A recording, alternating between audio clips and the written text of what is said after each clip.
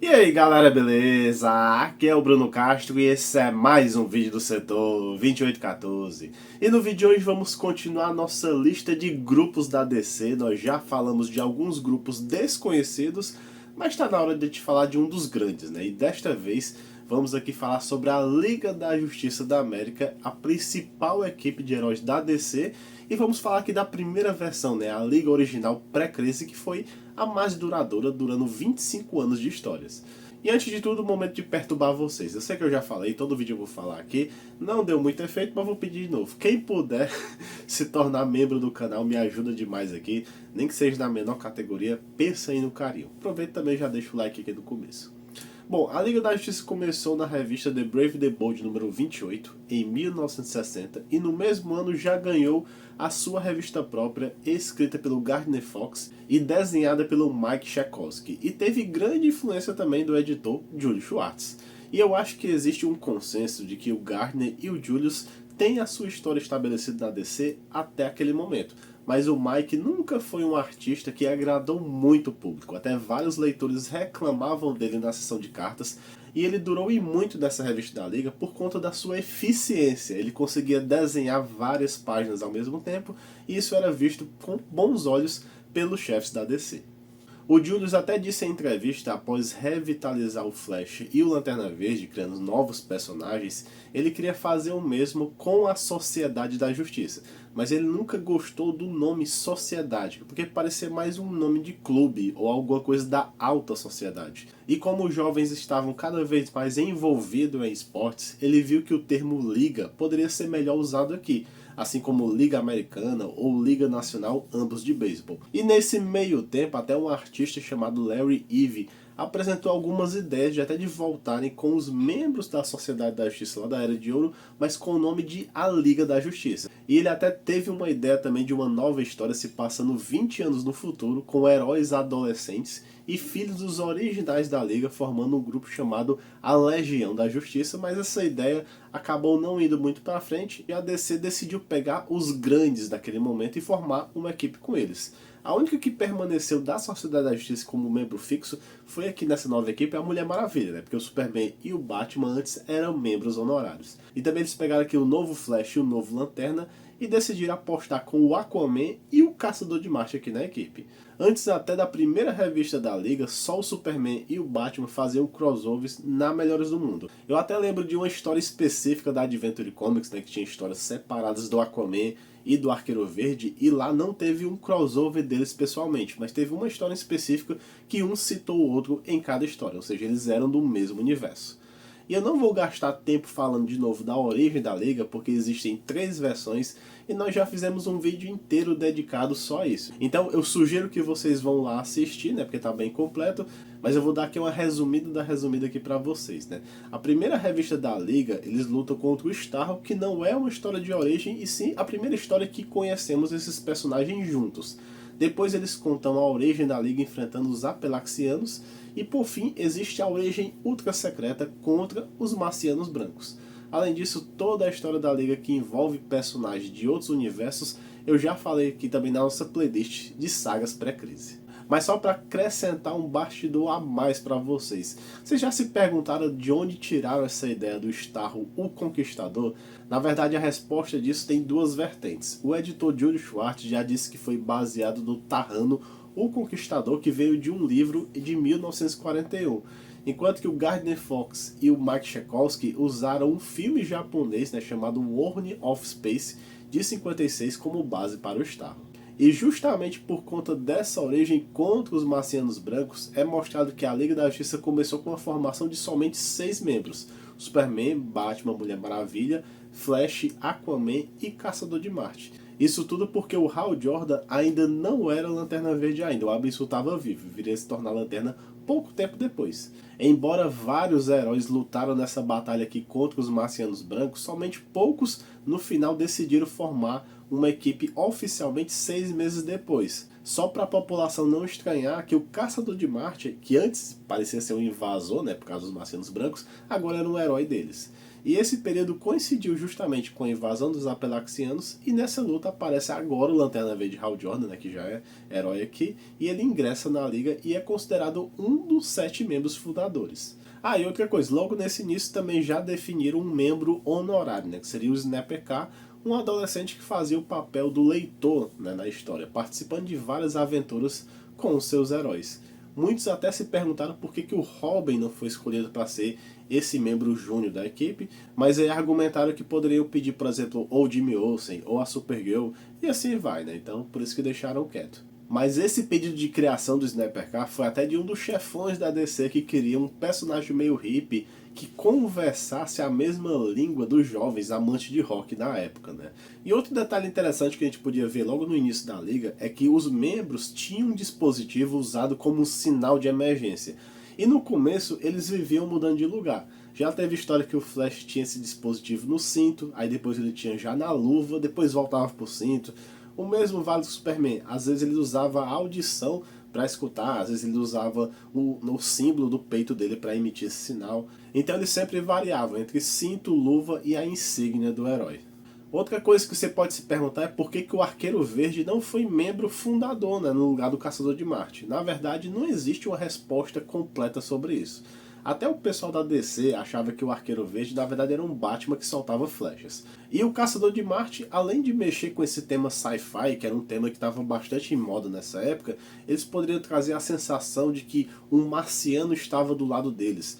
Sim, eu sei que é uma besteira, mas realmente naquela época tava aquela corrida espacial, o pessoal tinha muito medo de ter uma invasão, justamente uma invasão de Marte, vai que existiam realmente os Homens Verdes, né? Mas a principal pergunta desse vídeo que eu quero responder é assim, você sabe quais foram todos os membros da Liga da Justiça pré-crise? Então aqui eu vou falar a ordem cronológica da entrada de cada um, também os que saíram, os que se recusaram a entrar. Então se você for ver, esse é mais um vídeo inédito da DC aqui pra vocês. E com o passar dos anos, o número de pessoas que entraram na liga foi só crescendo. Na edição número 4, em 61, o Batman Verde, o Arqueiro Verde entrou para a equipe para ajudar justamente contra um vilão chamado Xandor.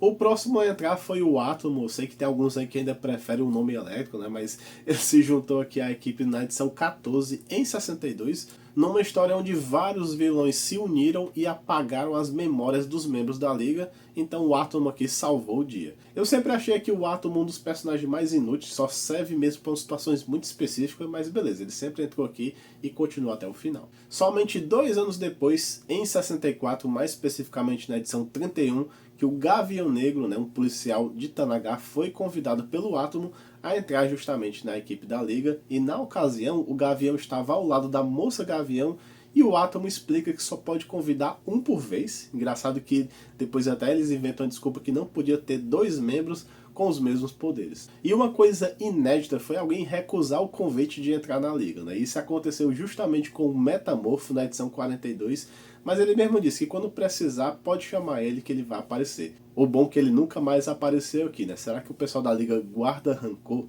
O bom que anos depois perguntaram, né, pro criador em entrevista por que o Metamorfo recusou o convite da Liga, e ele disse, não, eu só queria criar uma história que justamente alguém recusasse o convite, não tinha muito porquê, nenhum motivo não. Beleza, então. E outra coisa que eu não sei se vocês já ouviram falar dessa frase, né, a sua personalidade é o seu poder.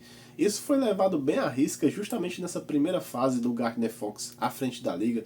Ele até já admitiu em várias entrevistas que não tinha tempo de ficar acompanhando a revista de cada um desses heróis e nem ligava para isso. Sua única preocupação era em escrever o plot da história, e ele usava os personagens com base nisso. Por exemplo, o Gavião Negro era o cara que tinha asas, o Flash era o cara que corre, e assim vai.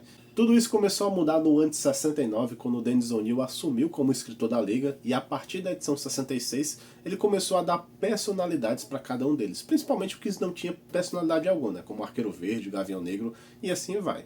E a minha crítica quanto a isso é que quando alguém tinha uma personalidade na Liga, era só para ser o brigão da equipe. Isso aconteceu demais, até com o Nuclear, que só entraria bem depois.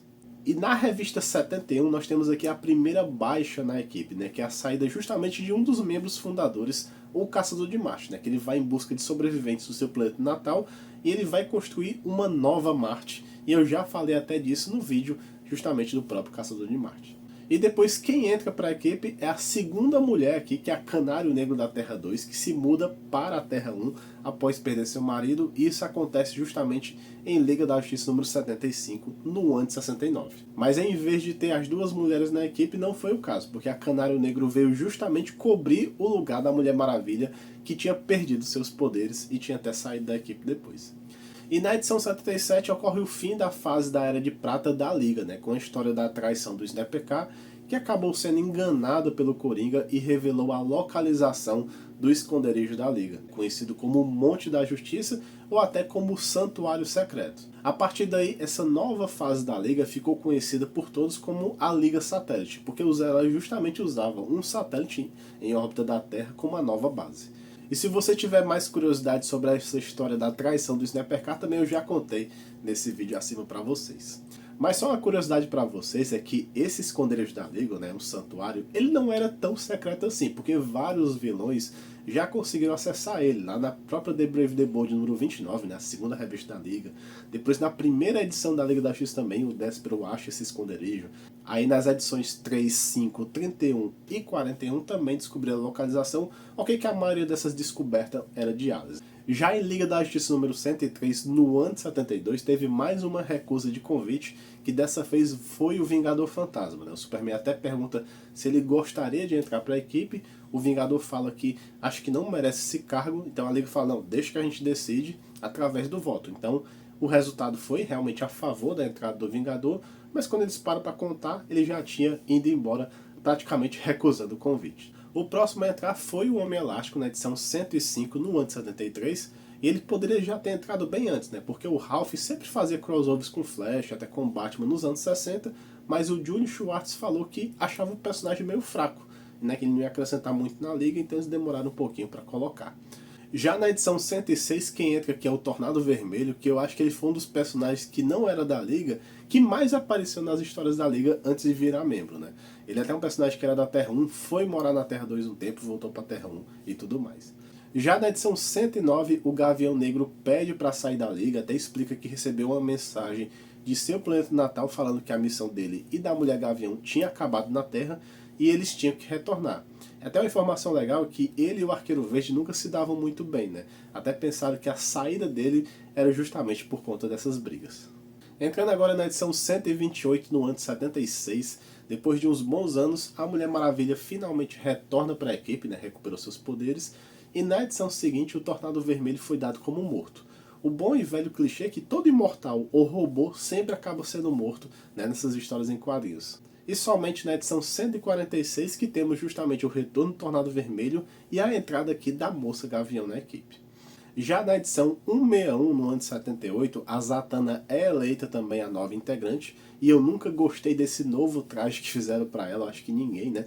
E depois, em Liga da Justiça número 173, o Raio Negro é convidado para entrar, só que depois de uma série de testes. E isso ofendeu muito o Jefferson Pierce, porque é como se todo o trabalho que tivesse feito antes não fosse suficiente para entrar na liga e precisasse sempre de mais um teste. Aí ele ficou com raiva e decidiu recusar.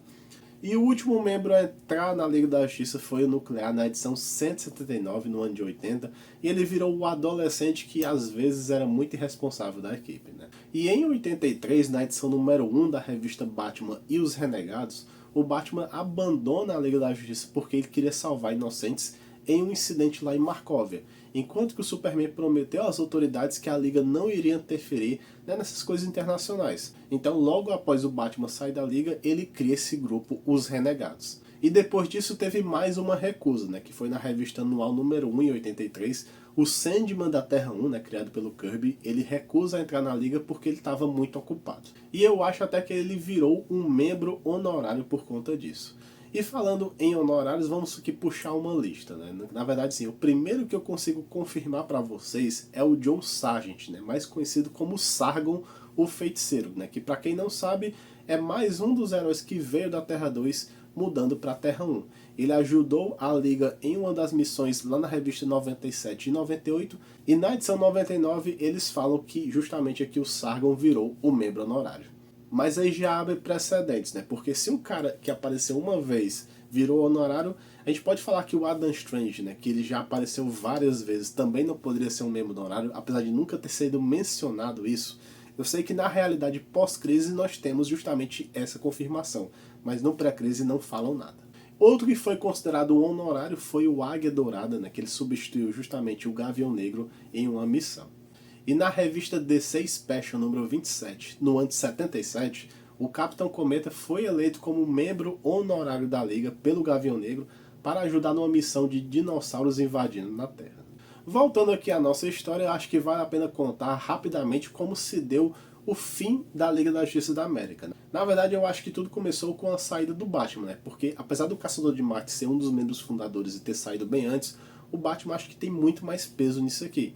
E falando aqui no Marciano, ele vivia feliz no seu planeta Nova Marte, quando chegou na revista 228, um cara chamado Marechal inicia uma rebelião em Nova Marte. Ele prega que os líderes de Nova Marte são fracos e eles deveriam se mudar para um planeta melhor, né? Um planeta mais fértil, porque onde eles estavam estava praticamente estéril, né?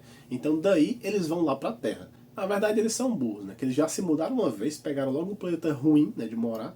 É só se mudar para outro, não precisava invadir ninguém não, mas tudo bem. E aqui o Caçador de Marte foi o único dos líderes aqui que conseguiu escapar e partiu para a Terra para avisar a Liga da Justiça da futura invasão. Nessa época o Aquaman tinha perdido o posto de rei de Atlântida, né? Nós já falamos também do Aquaman pré-crise completo, e tinha se separado da Mera. Ele estava se dedicando 100% à Liga e percebeu que os demais membros não estavam nem aí, colocando a Liga até como plano C, e cuidando só dos seus interesses próprios. E quando os marcianos começaram a atacar a Terra, somente estavam na linha de defesa, assim, os mais fracos, entre aspas, né? O Aquaman, Caçador de Marte, o Arqueiro Verde, a Canário, o Nuclear, o Homem Elástico, o Tornado Vermelho, os Gaviões, né? O Gavião Negro e o Moça Gavião, e a Zatanna. Ou seja, os mais fortes, que eram os 5 membros fundadores, Superman, Batman, Mulher Maravilha, Flash e Lanterna, estavam sumidos e não atenderam o chamado. E sem a presença do resto da Liga, tinha dúvida se ia realmente impedir essa invasão. Mas logo após um ataque surpresa do Caçador de Marte, ele até enfrenta o líder da invasão e consegue vencê-los, né? E convence os demais marcianos a se retirarem.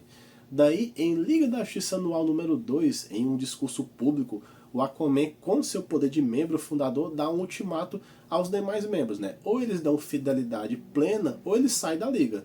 Pois até os que lutaram nessa invasão de Marte também não estavam dando tanta importância para o grupo.